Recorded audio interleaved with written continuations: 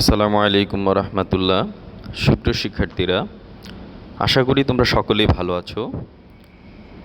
আজকে প্রায় এক সপ্তাহ পরে আবার তোমাদের ক্লাস নিতে এসেছি।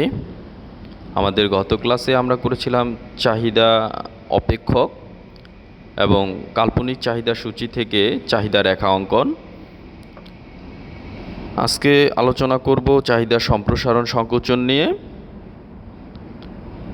মোহাম্মদ নজরুল ইসলাম, প্রভাষক অর্থনীতি, সিসিআর মডেল কলেজ। তো আজকে আমাদের আলোচনার বিষয় হচ্ছে চাহিদার সম্প্রসারণ সংকোচন ও হ্রাস বৃদ্ধি। প্রথমে আসা যাক, চাহিদার সম্প্রসারণ সংকোচন ও হ্রাস বৃদ্ধি আসলে কাকে বলে? চাহিদার সম্প্রসারণ কি, চাহিদার সংকোচন কি, চাহিদার হ্রাস কি, বৃদ্ধি কি? প্রথমে দেখো, আমরা চাহিদার সম্প্রসারণ সংকোচন নিয়ে কথা বলছি। চাহিদার সম্প্রসারণ সংকোচন তোমরা দেখতে পাচ্ছ, এ জায়গায় আমি লিখেছি অন্যান্য অবস্থা অপরিবর্তিত থেকে কোনো দ্রব্যের নিজস্ব দাম পরিবর্তনের ফলে সেই দ্রব্যের চাহিদার যে পরিবর্তন ঘটে তাকে চাহিদার সম্প্রসারণ সংকোচন বলে। আবারও বলছি, অন্যান্য অবস্থা অপরিবর্তিত থেকে কোনো দ্রব্যের নিজস্ব দাম, অর্থাৎ দ্রব্যের দামের পরিবর্তনের কারণে যদি চাহিদার পরিবর্তন হয় তাকে বলা হবে চাহিদা সম্প্রসারণ সংকোচন। যদি কোনো দ্রব্যের দাম বৃদ্ধি পায় এবং এর ফলে চাহিদার পরিমাণ হ্রাস পায় তবে তাকে বলা হবে চাহিদা সংকোচন, এবং যদি কোনো দ্রব্যের দাম হ্রাস পায় এবং তার ফলে চাহিদার পরিমাণ বৃদ্ধি পায় তাকে বলা হবে চাহিদার সংকোচন। তোমরা চিত্রে দেখতে পাচ্ছ চাহিদার সম্প্রসারণ সংকোচনের সংজ্ঞায় আমরা দেখিয়েছি। সবাই লক্ষ্য করো, এই জায়গায় আছে চাহিদা সংকোচন কাকে বলে এবং পরেই আছে চাহিদার সম্প্রসারণ কাকে বলে। অর্থাৎ আমরা সহজ কথায় বলতে পারি চাহিদার সম্প্রসারণ সংকোচন হচ্ছে দামের পরিবর্তনের ফলে চাহিদার যে পরিবর্তন হয়, অর্থাৎ দ্রব্যের নিজস্ব দামের পরিবর্তনে চাহিদার যে পরিবর্তন ঘটে তাকে আমরা বলতে পারি চাহিদা সম্প্রসারণ সংকোচন। এক্ষেত্রে দামের পরিবর্তনের কারণে যদি চাহিদার পরিমাণ বৃদ্ধি পায় তবে তাকে বলা হবে সম্প্রসারণ, আর যদি চাহিদার পরিমাণ হ্রাস পায় তাকে বলা হবে চাহিদার সংকোচন। তো সুপ্রিয় শিক্ষার্থীরা, দেখতে পাচ্ছ আমরা প্রথমে একটা চাহিদা রেখা অঙ্কন করেছি। তোমরা সবাই এই জায়গায় দেখতে পাচ্ছ একটা চাহিদা রেখা অঙ্কন করেছি। গত ক্লাসে আমরা চাহিদা রেখা কীভাবে অঙ্কন করব তা দেখিয়েছি, এবং চাহিদা রেখার ভূমি অক্ষে চাহিদার পরিমাণ এবং লম্ব অক্ষ দাম নির্দেশ করে। চিত্রে আমার ডি হচ্ছে চাহিদা রেখা, চিত্রে হচ্ছে ডি হচ্ছে চাহিদা রেখা, এ বি সমন্বয়ে যা তৈরি হয়েছে। এখন আমরা দেখাবো যে দামের পরিবর্তনের কারণে যদি চাহিদার পরিমাণ বৃদ্ধি পায় তবে তাকে বলা হয় চাহিদার সম্প্রসারণ। ঠিক বিপরীতভাবে দামের পরিবর্তনের কারণে যদি চাহিদার পরিমাণ হ্রাস পায় তবে তাকে বলা হয় চাহিদার সংকোচন। প্রথমে আসা যাক চাহিদার সম্প্রসারণ কি। তোমরা সবাই চিত্রে আগেই দেখেছো আমাদের ডি রেখাটা হচ্ছে চাহিদা রেখা, আমাদের ডি রেখাটা হচ্ছে চাহিদা রেখা। তো সুপ্রিয় শিক্ষার্থীরা সবাই লক্ষ্য করো, এই জায়গায় আমাদের ডি রেখাটা হচ্ছে চাহিদা রেখা। এখন দাম আমার যদি বৃদ্ধি পায়, অর্থাৎ আমার দাম বেড়ে যদি বি থেকে এতে যায়, অর্থাৎ দাম ছিল আমার যখন 5 টাকা, সবাই লক্ষ্য করো, দাম যখন ছিল 5 টাকা তখন চাহিদার পরিমাণ ছিল 30 একক। দাম ছিল 5 টাকা, চাহিদার পরিমাণ ছিল 30 একক। দাম ছিল 10 টাকা, তখন চাহিদার পরিমাণ ছিল আমার 20 একক। আমি আবারও বলছি, আমার দাম যখন ছিল 20 টাকা, দাম যখন ছিল 10 টাকা, চাহিদার পরিমাণ ছিল 20 একক। দাম যখন ছিল 5 টাকা, চাহিদার পরিমাণ ছিল 30 একক, যা এ ও বি বিন্দু দ্বারা আমরা দেখিয়েছি। এখন দাম বৃদ্ধির ফলে চাহিদার পরিমাণ কমবে এবং দাম কমলে চাহিদার পরিমাণ বাড়বে। প্রথমে আসা যাক, আমার দাম যদি 10 টাকা থেকে কমে, আমাদের দামটা যদি 10 টাকা থেকে কমে 5 টাকা হয়, শিক্ষার্থীরা সবাই লক্ষ্য করো, দাম যদি কমে 10 টাকা থেকে 5 টাকা হয়, অর্থাৎ এই 10 টাকা থেকে দামটা কমে যদি আমাদের 5 টাকায় চলে আসে, তাহলে আমাদের চাহিদার পরিমাণ বৃদ্ধি পেয়ে 20 একক থেকে চাহিদার পরিমাণ বৃদ্ধি পেয়ে 20 একক থেকে 30 একক হয়, অর্থাৎ এ বিন্দু থেকে বি বিন্দুতে চলে আসে। আমি আবারও বলছি, আমাদের দামটা 10 টাকা থেকে কমে 5 টাকা হলে, 10 টাকা থেকে কমে, সবাই লক্ষ্য করো, আমাদের দামটা 10 টাকা থেকে কমে 5 টাকা হলে চাহিদার পরিমাণটা 20 থেকে বেড়ে 30 একক হয়, অর্থাৎ দাম কমেছে, এর কারণে চাহিদার পরিমাণ বেড়েছে। এই যে দাম কমার কারণে চাহিদার পরিমাণ বাড়ল, এই বৃদ্ধিটাকে বলা হবে চাহিদার সম্প্রসারণ। তোমরা পাশে দেখতে পাচ্ছ, আমি বলেছি এ থেকে বি চাহিদার সম্প্রসারণ, মানে এ বিন্দু থেকে বি বিন্দুতে এসেছে। দেখো, এ বিন্দুতে যখন ছিলাম তখন দাম ছিল 10 টাকা, চাহিদা ছিল 20 একক। যখন বি বিন্দুতে এসেছি দাম কমে হয়েছে 5 টাকা এবং চাহিদার পরিমাণ বৃদ্ধি পেয়ে হয়েছে 30 একক, যা বি বিন্দু দ্বারা দেখিয়েছে। অর্থাৎ এ বিন্দু থেকে আমরা যখন বি বিন্দুতে এসেছি তখন চাহিদার সম্প্রসারণ ঘটেছে। তোমরা আবার লক্ষ্য করো, ঠিক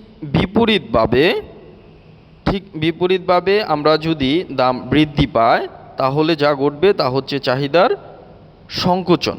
বিপরীতভাবে বলতে দাম বৃদ্ধি পেয়ে, সবাই একটু লক্ষ্য করো, দাম যদি আমরা 5 টাকা ধরি তাহলে যখন দাম বেড়ে 5 টাকা থেকে 10 টাকা হয়, চাহিদার পরিমাণ, এই জায়গায় দেখছো নীল রঙের কালি দিয়ে দেখেছি, চাহিদার পরিমাণ কমে 30 একক থেকে 20 একক হয়। অর্থাৎ দাম যখন 5 টাকা ছিল তখন আমাদের চাহিদা ছিল 30 একক, যা বি বিন্দু দ্বারা দেখানো হয়েছে। দাম বেড়ে 5 থেকে 10 টাকা হলে চাহিদার পরিমাণ কমে 30 একক থেকে 20 একক হয়, যা এ বিন্দু দ্বারা দেখানো হয়েছে। অর্থাৎ আমরা বলতে পারি, এই যে বি বিন্দু থেকে এ বিন্দুতে আসলাম, এই আশাটাকে বলা হচ্ছে আমাদের চাহিদার সংকোচন। অর্থাৎ দামের কারণে চাহিদার পরিমাণ হ্রাস পেয়েছে, দাম বৃদ্ধি পাওয়ার কারণে চাহিদার পরিমাণ হ্রাস পেয়েছে। আশা করি সকলে বুঝতে পেরেছো। আবারও বলছি, সবাই লক্ষ্য করো, দাম বাড়ার কারণে চাহিদার পরিমাণ কমলে তাকে বলা হবে চাহিদার সংকোচন। আবার উল্টোভাবে দাম কমার কারণে চাহিদার পরিমাণ বাড়লে তাকে বলা হবে চাহিদার সম্প্রসারণ। অর্থাৎ আমরা যখন এ বিন্দু থেকে বি বিন্দুতে আসি তখন চাহিদার সম্প্রসারণ হয়, আবার যখন বি বিন্দু থেকে এ বিন্দুতে যাই তখন চাহিদার সংকোচন হয়। তো সুপ্রিয় শিক্ষার্থীরা, সবাই আসো লক্ষ্য করো, আমরা চাহিদার সম্প্রসারণ সংকোচন কি বুঝলাম। অর্থাৎ আমরা বলতে পারি চাহিদার সম্প্রসারণ সংকোচন হচ্ছে দ্রব্যের নিজস্ব দামের পরিবর্তনের ফলে চাহিদার যে পরিবর্তন ঘটে তাকে বলা হয় চাহিদার সম্প্রসারণ সংকোচন। এখন আসি হ্রাস বৃদ্ধি। একটু আগে বলেছি দ্রব্যের নিজস্ব দামের কারণে, আর এখন হচ্ছে দ্রব্যের দাম ছাড়া, নিজস্ব দাম ছাড়া, অর্থাৎ দাম অপরিবর্তিত থেকে অন্য যে কোনো কারণ হতে পারে, যেমন আয়, রুচি, সময় পরিবর্তনের ফলে সেই দ্রব্যের চাহিদার যে পরিবর্তন ঘটে তাকে বলা হয় চাহিদার হ্রাস বৃদ্ধি। আবারও বলছি, কোনো দ্রব্যের নিজস্ব দাম অপরিবর্তিত থেকে অন্যান্য অবস্থা বা বিষয় যেমন আয়, রুচি, সময় পরিবর্তনের ফলে সেই দ্রব্যের চাহিদার যে পরিবর্তন ঘটে তাকে বলা হয় চাহিদার হ্রাস বৃদ্ধি। আমি একটা উদাহরণ দিচ্ছি। ধরো, কারো সকালে চা পান করার অভ্যাস আছে, অর্থাৎ এটা তার অভ্যাস বা রুচি বলতে পারো। এখন দ্রব্যের দাম অপরিবর্তিত অবস্থায় তার যদি এই অভ্যাসটা ধীরে ধীরে বাড়তে থাকে তাহলে চাহিদার পরিমাণ বাড়বে, অর্থাৎ দাম অপরিবর্তিত অবস্থায় চাহিদার পরিমাণ বাড়তে পারে। আবারও বলছি, অন্য আরেকটা উদাহরণ দিচ্ছি। ধরো, তোমার এখন আয় হচ্ছে 5,000 টাকা। এখন যদি তোমার আয় বৃদ্ধি পেয়ে 5 থেকে 50,000 টাকা হয় তাহলে কি হবে? যেহেতু আয় বৃদ্ধি পেয়েছে তোমার চাহিদার পরিমাণ বাড়বে। এক্ষেত্রে দ্রব্যের দামের কোনো পরিবর্তন হয়নি, অর্থাৎ দ্রব্যের দাম কমেনি। কথা ছিল দ্রব্যের দাম কমলে চাহিদার পরিমাণ বাড়বে, কিন্তু দ্রব্যের দাম না কমেও চাহিদার পরিমাণ বাড়তে পারে, কারণ যখনই আয় বৃদ্ধি পায় তখন আমাদের চাহিদার পরিমাণ বেড়ে যায়। এরকমভাবে যদি দ্রব্যের দাম অপরিবর্তিত থেকে চাহিদার পরিমাণ বাড়ে অথবা চাহিদার পরিমাণ কমে তাকে বলা হবে চাহিদার হ্রাস বৃদ্ধি। আশা করি তোমরা বুঝতে পেরেছ। এখন দেখো, প্রথমে আমরা এখানে একটা চাহিদা রেখা এঁকেছি, তারপর চাহিদার হ্রাস বৃদ্ধি দেখানোর চেষ্টা করেছি। তাহলে আমরা পরের চিত্রে চলে আসি, চাহিদার হ্রাস বৃদ্ধি। সুপ্রিয় শিক্ষার্থীরা, প্রথমে তোমরা দেখতে পাচ্ছ এখানে আমরা চাহিদার বৃদ্ধি দেখিয়েছি এই চিত্রে।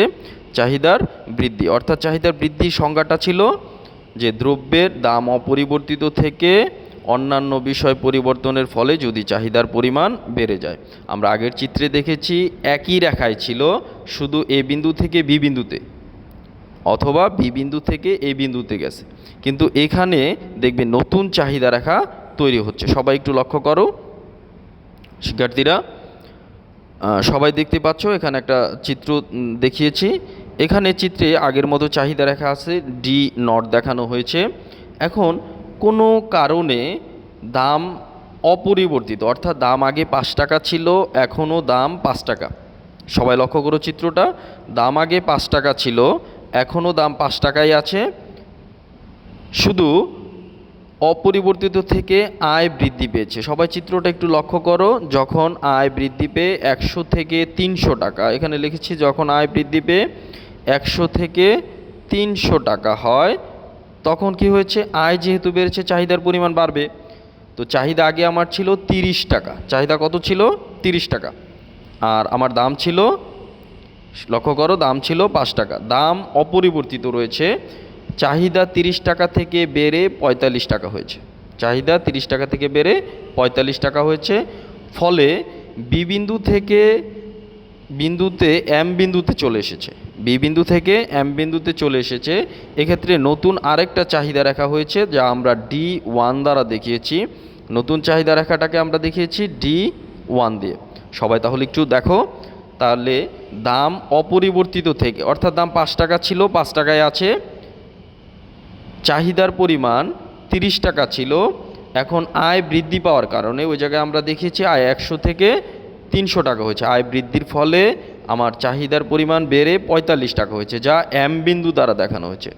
কি বিন্দু দ্বারা দেখানো হয়েছে? এম বিন্দু দ্বারা দেখানো হয়েছে। এবং নতুন চাহিদা রেখে D1, অর্থাৎ যদি এই যে চাহিদার পরিমাণ বেড়ে গেল আয় বৃদ্ধির কারণে, এটাকে বলা হয় চাহিদার বৃদ্ধি, এটাকে বলা হয় চাহিদার বৃদ্ধি। আবার ঠিক উল্টোভাবে যদি দাম অপরিবর্তিত থেকে চাহিদার পরিমাণ হ্রাস পায়, তবে তাকে বলা হবে চাহিদার হ্রাস। সেক্ষেত্রে চাহিদা রেখা আমার বাম দিকে চলে আসবে। সবাই একটা জিনিস মনে রাখবে, যদি কোনো কারণে হ্রাস বৃদ্ধি ঘটে, তাহলে চাহিদা রেখার স্থানান্তর ঘটে, অর্থাৎ চাহিদা রেখা বাম দিক ডান দিক চলে যায়। এখানে সবাই লক্ষ্য করো যে যখন আমাদের হ্রাস পেয়েছে, যখন আমাদের চাহিদা হ্রাস পেয়েছে, তখন চাহিদা রেখাটা বাম দিকে চলে এসেছে। অর্থাৎ আগের যে চাহিদা D0 ছিল, ওটা থেকে চাহিদা রেখা D2-তে গেছে। আবার যখন বৃদ্ধি পেয়েছে, তখন D1-এ চলে এসেছে। সবাই এই চিত্রটা এখন একটু দেখো। মূল চাহিদা রেখা হচ্ছে আমার D1, আমাদের মূল চাহিদা রেখা কি D1। এই মূল চাহিদা রেখা D1 থেকে D2-তে চলে এসেছে। এখানে লাল কালি দিয়ে আমি বৃত্ত করেছি, দেখো D2-তে চলেছে। কিভাবে? দাম আগের মতো, সবাই লক্ষ্য করো, দাম আগের মতো 5 টাকায় আছে। চাহিদার পরিমাণ ছিল আমার 30 একক।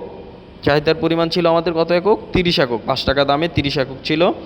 এখন দাম ঠিক থেকে আয়ের পরিমাণ হ্রাস পেয়েছে। উপরে দেখো আমরা দেখিয়েছি আয় 100 টাকা থেকে কমে 60 টাকা হয়েছে। কমাতে বি বিন্দু থেকে চাহিদার পরিমাণ এন বিন্দুতে চলে এসেছে। এক্ষেত্রে নতুন চাহিদা রেখা হয়েছে D2। আর দেখা যাচ্ছে যে আমাদের D2 চাহিদা রেখা অনুযায়ী এন বিন্দুতে চাহিদার পরিমাণ হচ্ছে 18 একক। সবাই লক্ষ্য করো, চাহিদার পরিমাণ আমাদের 18 একক।